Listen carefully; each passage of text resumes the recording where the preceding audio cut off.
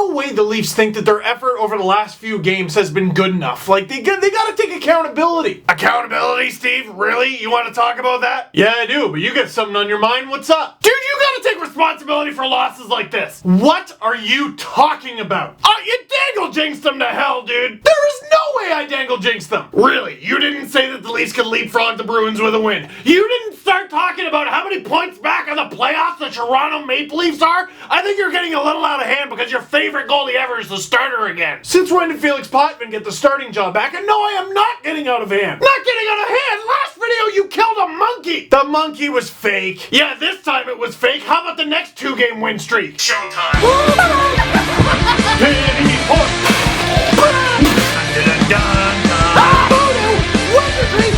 Whoopsie daisy, this team is ruining my life! Leafs lose a 1-0 game, 2-0 to the Boston Bruins. I can't even admit what the score was!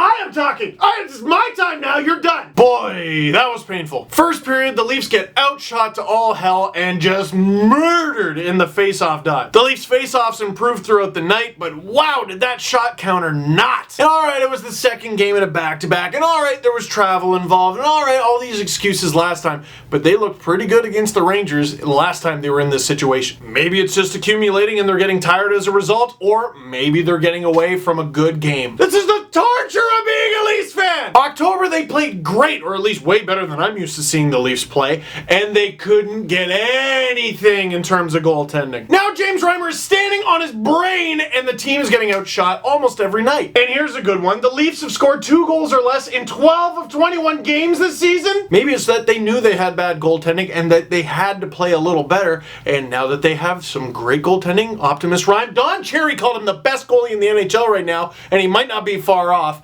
and they seem to be relaxing. And by the way, about that, look, I don't think Don Cherry meant James Reimer is the best goalie in the NHL. He said one of the best in the NHL right now, and if you look at his numbers, look at the results, yeah, pretty close. And this post on Tumblr pretty much explains how the game went, I think. Yep, that's just about it. They did have some scoring chances. Sean Mathias missed on a couple breakaways, and he had a post, but other than that, there really wasn't much going on. Zdeno Chara was just playing with Kadri all night, just During the broadcast, they were talking about, oh, Zdeno Chara's had a Hockey Hall of Fame career, and I was thinking to myself, really, has he? And then I thought, even if he hasn't, who's gonna tell him that? Did I make it to the Hall of Fame or not? We thought you might ask that, so we actually had a plaque made just in case. Thank you very much. I will now go eat a live goat without chewing. And of course it was Zdeno Chara getting the game winner. Boy, was that ugly. If you allow a slap shot that close, you didn't do so good. And you could see it as the play developed. I think it was Kadri and Hunwick were having some communication issues, and that's the kind of stuff you expect to see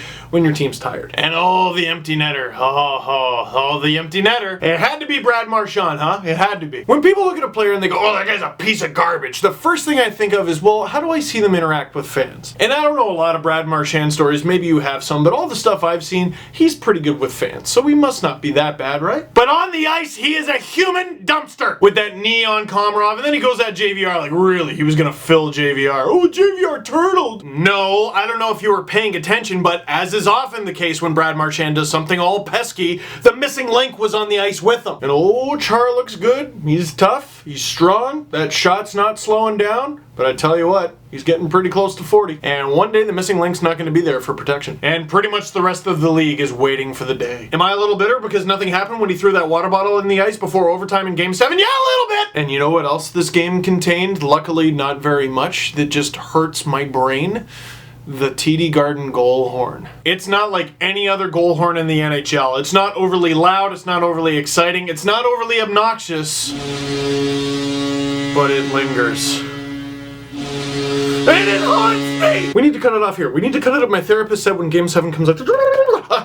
Thank you very much for watching. Click like if you like this video. Click subscribe if you really like to tell all your friends. And oh my goodness, I hate the Bruins.